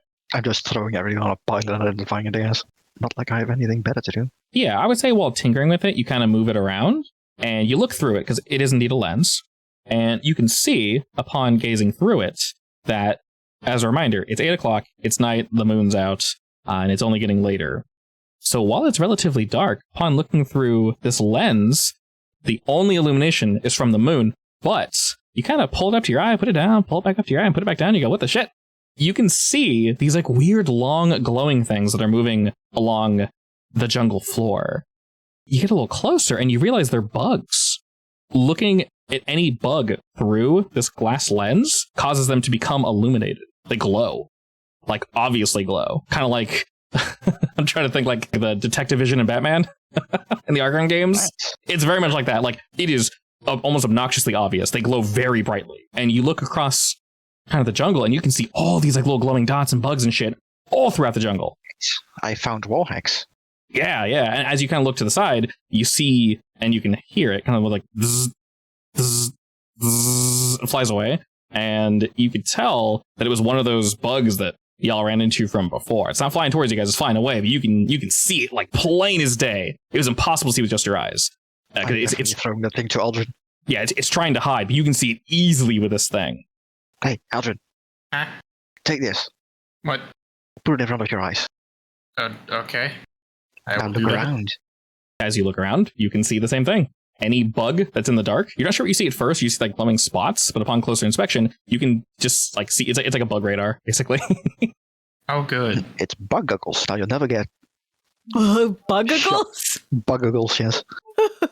We can make Now like you'll never get approached by flying, smelly bugs again. glasses out of these or something. Upon Monocle. Suits your background. yeah, and then one more. It does something else actually. Upon closer inspection, we'll kind of feeling out the magics and whatnot. If you can pair this with a strong enough light source, the lens can emit a heat beam of bug death, able to vaporize any bug up to the size of a human hand in about 10 seconds. We can try that. Hey, Sarabi, don't you have like light spells? Are You they do. bright enough? We can test. We can test. Can't Where's a try. small bug? Oh, I'm gonna go grab a small bug. Okay, you're able to find a beetle.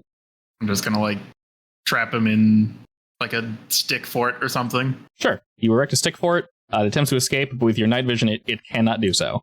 And Sarabi, you do have your produce flame spell, so that does indeed produce light. I Okay. murder it, Sarabi. Kill the beetle. Who's holding the death laser?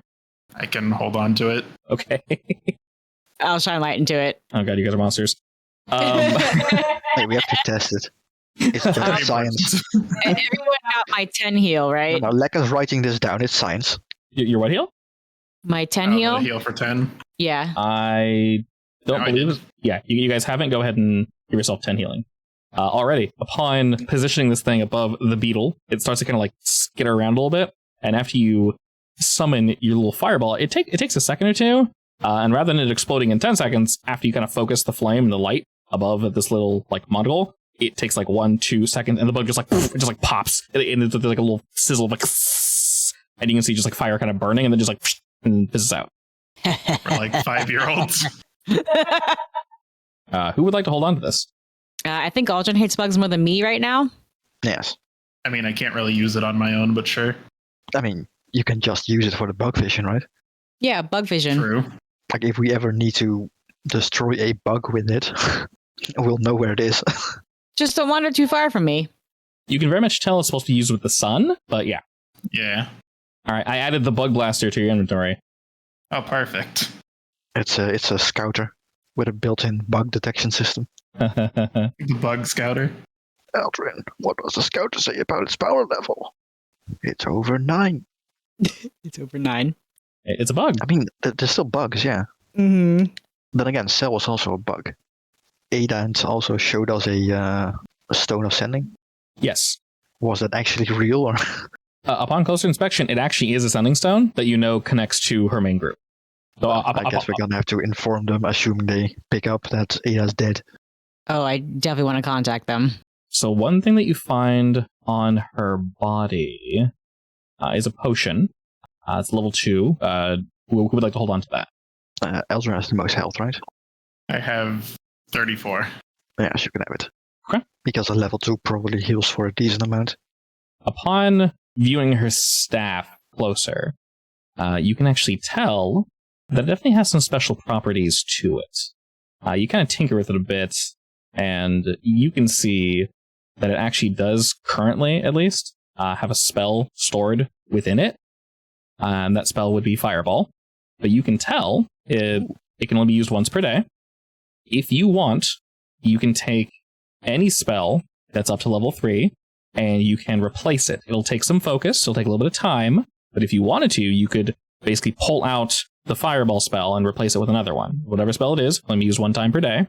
But it's basically a staff that can store a spell, and you get a nice close look at it, and you notice that the wood seems aged, but not in a way that it's deteriorating. It just looks really well loved.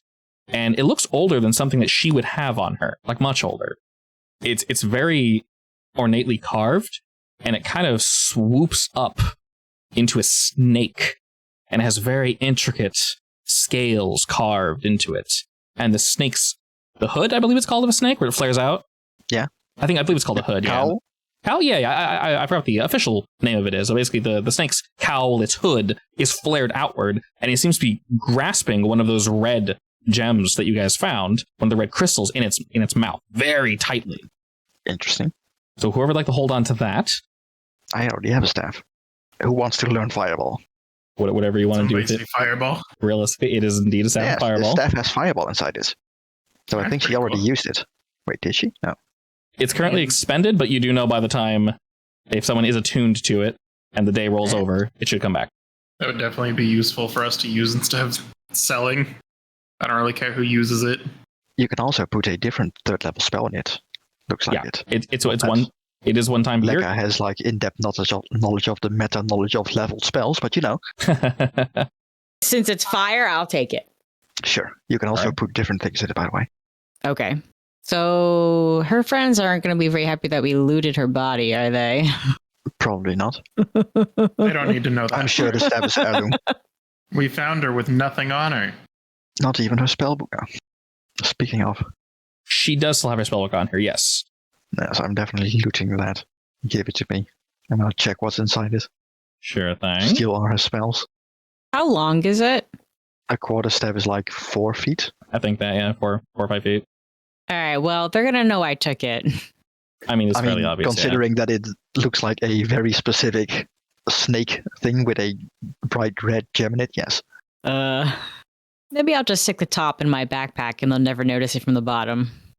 Assuming she has nothing else on her. She has a little bit of gold on her. She had, let me say, 250 gold on her. Oh, that's quite a bit, actually. Each of you can go ahead and don't add. divvy it up yet, unless yes. they want to unless they want it back or something. Yeah, so if you want to put a note that you guys have like 250 gold floating. All right, you guys wanted to poke at the thing that you just killed. Definitely. All right, what do you want to know about it? I want to kick it. All right, it's kicked. Okay, that's your bonus action. What else? Does identify work on magical creatures to identify what it technically is, right? Or if it has any innate magic, that's about it? Oh, it very much has innate magic. You do know that its magic was internal, so it was innately casting these spells. Just because it is a magical creature. It is not of this plane, though. You know that much. Its body fully revealed now, because you guys indeed have your little spectral light. You can kind of hover around it. You guys haven't seen anything like this before, at all. It is incredibly grotesque looking. I did mention that you brought up the creature was indeed healing itself. And this is also a natural just aspect of its body. It wasn't a spell, wasn't anything weird. It just does that. Does it have any other innate magics? I say, besides being annoyingly resilient to magical effects, not really. Did it have any magical tools on it? No. The icon has a nice staff, but... Yes, the staff itself seems to be like crackling. Like, I mean, basically after you smacked it and then knocked it against the wall, it seems it was powering the staff with like whatever magics were flowing through it, and it was basically whacking you with that magic. Well, maybe we want to bring it with us. I mean, we can for now. We are pretty far away from pretty much anything at this point, so... You very much are. This thing is heavy. It's huge. In terms of size, it's large. How heavy is it? Yeah, because there's a weight limit on Tensa's disc. Yeah, it's 500 pounds. You can fit in this. Yeah, I can bring it with us. It would probably slow us down a bit because I need to recast it every 5 minutes, every hour, which is 5 minutes of time. It's a 5-minute break every hour. That's not that big of a deal. Yeah, that's fine. That's fine. It's not terrible. Is there anything specific you guys want to know about it, besides like its magical qualities, maybe physical or anything along those nature? Not a lizard, right? No, it's very It frog. looks like a more toad-like. Oh, can I draw it? Any secretions? Besides all the brain matter, it was secreting some like film around its skin. Yeah.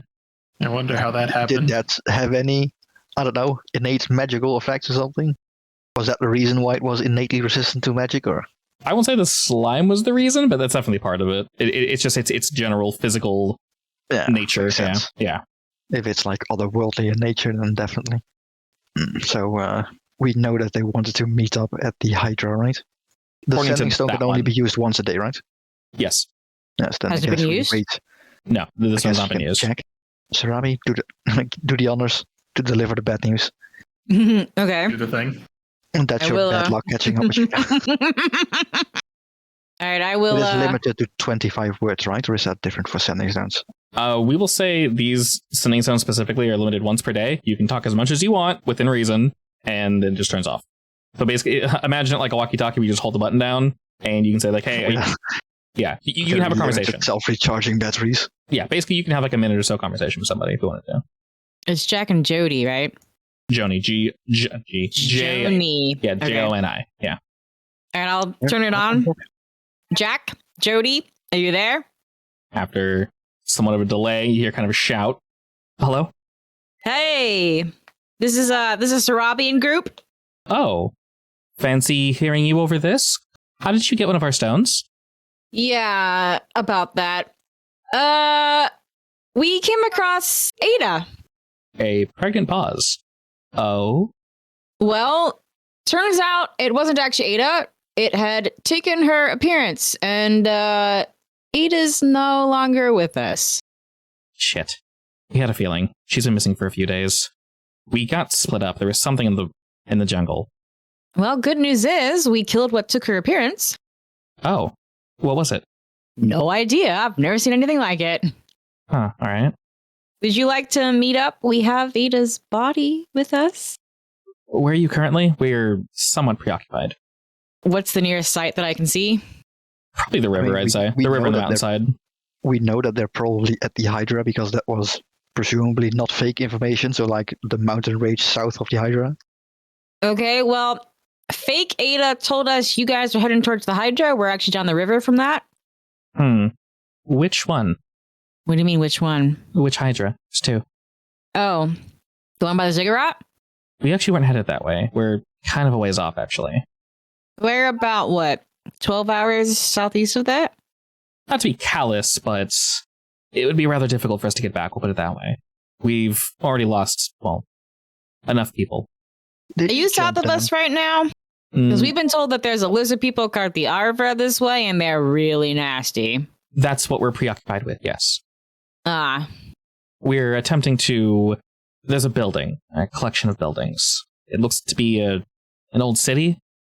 We're trying to get in. There's a lighthouse here too, or an observatory or something. There's a lot going on here. It's a little more than we were anticipating. I just want to... Obviously, I want to find my brother. And everyone else here wants to get paid and such, but we've let's just say our group has had some complications. Speaking of your brother, I've met 2 people who knew him. Oh, really? Within the past month, but I haven't found him yet. They don't know where he went. Well, we'll keep on the lookout. As long as they've seen him alive, that's good. I guess we'll do something with the body. Did you bury her for us? Yeah, we can do that. Thank you. I'll keep the stone in case you need us, and we might be headed down your way, just not sure when. Okay. Shush okay. you. We should be west of you guys. We're near the edge of the island, actually. Okay. If you are where I think you are. But yes, please do be careful. There's quite a bit more going on here than we initially anticipated. Fair warning. I guess we haven't met up after a while. When was the last time we talked? Almost a week, I think. She's pausing and thinking whether she should ask this question or not. Have you all spoken with the denizens of the island yet? A few. Which ones? Ogres The ones- primarily. The ones that hate Svarku. Okay. Have you spoken with Svarku? Not yet. Not planning to. I was about to ask if you're planning to. All right. I mean, I wouldn't say not planning to. Well, whatever. He's a flavor. I am definitely not planning to talk to him. I don't think Whatever- it's talk. It's more like murder. Whatever you choose to do, let's just say that our group didn't necessarily see eye to eye. We're not necessarily sided with the ogres or Svarku or any of them, really. We've spoken with them. Like I said, we've spoken with Svarku. We've spoken with some of the ogres. There were some down here. There's not necessarily a camp, but they were out hunting, as per usual. Not really too strange. But let's just say that some of our members might have attempted to strike a deal with Svarku.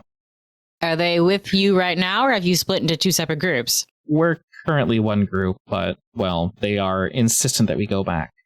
Specifically, there's another pause. You can hear her moving about. Specifically, Jack. He wants to work with Svarku? I'm getting the feeling he does, yes. Do you know why? Yeah, he's here for a very particular reason. He doesn't care about my brother. He wants money. Okay. He's here to expand his business. I mean, Svarku can offer him that. The ogres can't. Yeah, we do know Svarku probably does have. Oh, no, he does. We like I said, we spoke with him. His denizens, if you will, are impossible to speak with. If you can somehow weasel your way in, or get captured, there's ways of speaking with him. Just, don't go in guns blazing. Understood. Let's just say there's trouble in paradise. I'm trying to keep an eye out. I'm watching my back. Good idea. Yes, I recommend you do the same.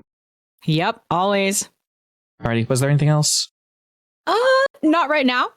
Alrighty, well, honestly, Lekka, Aldrin, Sarabi, thank you.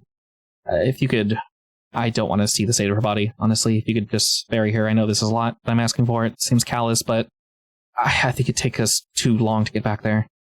It's fine. We'll take care of it. Alright, thank you again, truly. Alright, keep yourself safe. You too. Bye. Alright, bye. And then you hear it kind of fizzle out. And I will look around. Is there an appropriate place to bury a body here? Honestly, where she is, yeah.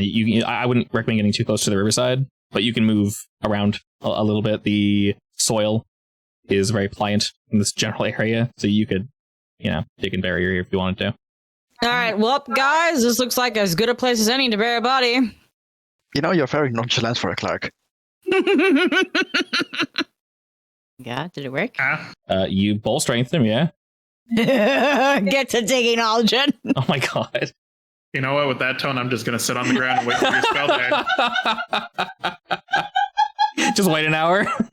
Yep, I will sit here. I like to imagine she just walked up to you, put her hand on your shoulder, and said, "Get to digging, buddy." And I just sit down on the ground. Yeah, that's fair. Well, all right Come then. on, don't be like that. Yeah, All right, in that case, you're teaching me a word. just use mold earth. Mold Do earth. we even What's have that? like Assuming she has that Anything spell. Probably not. anything to No. dig with even? I mean, wait, can clerics even learn that? No. It's I eyeless. think it's a wizard spell or like a Damn it. sorcerer. I could probably get it, but I would need to use a long rest. Regardless, we dig a hole for the body. Yeah. Okay. I mean, I have claws. I'll help. I say we being probably Sarabi and Leka. I was gonna say you better be helping her. I'm I just have gonna sit on this proficiency. floor. I have proficiency at digging. It's fine. Exactly. I don't think I have anything to dig with though. I've dug many corpses. Graves. Huh? Huh? What? Yes. Don't As worry a about slave, it. that was my primary task, actually. I'm assuming we would have like a shovel or something. I believe one of you should, yeah. if Yeah, you do one of like us should. a rest or something, you can prepare a ritual and actually give her a proper burial. I may wander off for like a sticks for some sort of cross or something. And as you get all that set up, you guys find a nice place to bury the body, deep enough that animals shouldn't really get to it, but the earth will, take her back. And we kind of clean the area up. Maybe we like bury some of the bloodied sticks, kind of move them about. Give She was her a hidden. true wizard's funeral and just cast fireball on her. Exactly. Going out the way she went in. The way she would've liked it. Aw. After all that, I will say you guys can, if you want, explore within the same venue at 8. You guys can explore one thing here. And if you guys want to rest or move on or whatever you want to do. Isn't it close to like midnight now? It's 8 o'clock But it would have taken us forever to dig that hole. within the same 4-hour block, basically, to dig the hole and also to do the fight and all that nonsense and look at everything and all that. So it will be 12 by the time you guys find the next something, whatever that something may be. If you guys want to shack down somewhere, you're more than welcome to. I guess we could get to the next thing and then shack down in front of it. Okay, that works. Well, assuming it's safe. Assuming it's safe. We have Daniel that can assist us. Let's Sure. see. Daniel, what's the safest thing we can find? Let's see. Daniel, answer this question, please. Sure thing, Daniel. I'll gladly do that. All right. Well, we'll look at a few things. We'll say while he's kind of flying about, you find a large stone, an interesting-looking statue with no head, and then you find a really large rock that has an odd pattern on it. Which one would you like to look at? The rock. Which one? The first one, second one. The interesting pattern. We can The totally very not much big egg. become as egg. Can I Isn't- offer you an egg in these trying times? Hopefully, it is indeed that egg. All right. Upon meandering about with the guidance of Daniel, we move on over to the Rock of Scales. There is a freestanding boulder nearly 300 feet tall and 200 feet across. This boy is huge. It resembles a gigantic egg, and it is sitting in a nest of rustling spider bushes, which are the little boys that run around when you poke at them. They seem to all be sleeping as of currently. It is indeed midnight, quite late. The entirety of the stone has been carved, from what you guys can tell, with serpentine scales. Each scale is roughly the size of a human hand. The boulder appears to be completely free of cracks, divots, or other flaws. If I press my ears to it, can I hear a heartbeat? You move close to it, and no heartbeat. It does indeed seem to be a stone that has scales carved into it. Yeah, who would think this was an egg? Weirdo. Honestly, it's probably too big for me to even guess it is an egg, so. If only we had someone with like an identify spell or something. I'm not going to, by the way. Well, is it climbable? It'll be hard to climb, but it's Are we climbable. Yeah. climbing the egg? If you're wondering if you can sleep on it, 100% now. Okay. You're going to slide right out this thing. Can we sleep beside it? Yeah, definitely. I mean, depends how close you are, but it's surrounded by spider brushes. I mean, the spider brushes aren't poisonous or anything, so we're fine. If anything, they'll be nice and warm. Yeah, we can cuddle up to them. In the morning, we're roots in our veins and leaves in our pores. I'm Only fine some- with that. Only Wouldn't be the somewhat first time. horrifying. Oh my god, why did I say that? I don't know. I definitely wasn't going to do that, I promise. Yeah, because I hate that. What? Why? Because of that movie! Oh, you're boring. Which movie? Remind me. The one in the cigarette with the living plants. The bubble Invest one. your veins. The With the- bubble one? With the bear plant. Oh, Annihilation. Yes. God, that's such a good movie.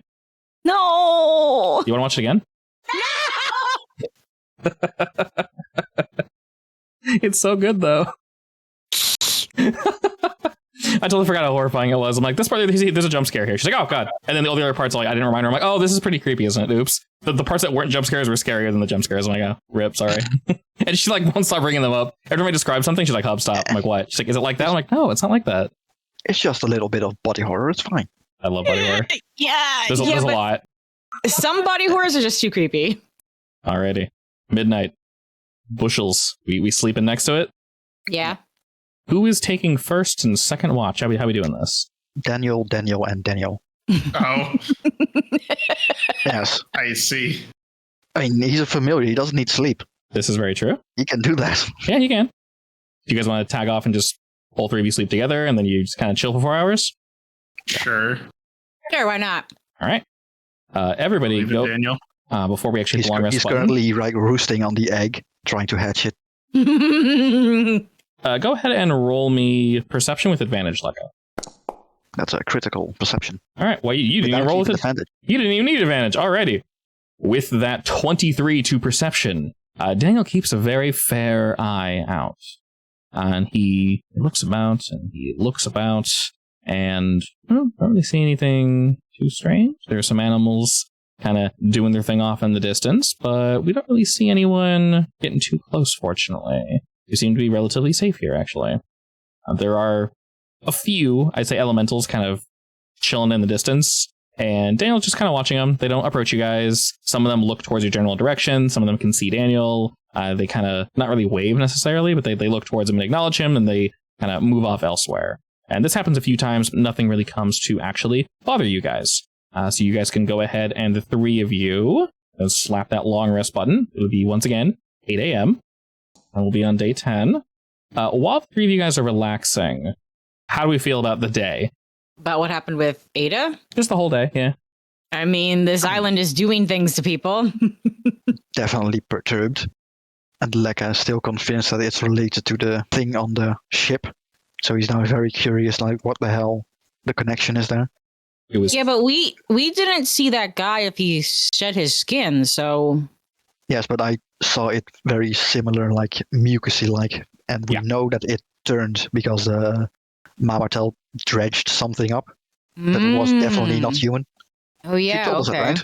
Mm-hmm. He was Yeah. still human, but in the process of not being human, if you will. Whatever it was, he transformed quite a bit. He was in the middle of it, or trying to maintain his humanity. Very difficult to tell, but all the same, not fun to look at. Yeah, so Lekka's basically sharing with them the idea that potentially Mamatel or the crew might have been here before, Oh, and they brought something back. possible. Alrighty. And now Lekka's worried that he might also be invested. Dun, dun, dun. You're fine. I have two wonderful If I'm not. bits of information for you guys. It will kill you. Oh, God. Oh, good. The first bit of information, Lekka's actually a monster. I cast fireballs right now. Meanie. What if I fireball myself first, idiot? As you two sleep, I'll put fireball. I'll set the brushes on fire Ah, and have you yes. burn to death in your sleep. Perfect. What I've always wanted. Free cremation. Alright, we have a problem. Yes. It has now been exactly a week since I ate. Yeah. You gotta look for somebody. Eldrin. I'm hungry. You'll find somebody. You gotta keep a It's looking. not me. It's definitely Eldrin. No. I volunteer tribute. He's not human. You can have Daniel.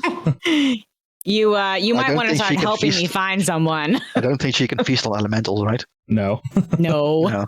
Just give him Not a little yet. kiss. Just a little kiss on the beak. On his little nose beak. It has to be humanoid. I'm only interested in men.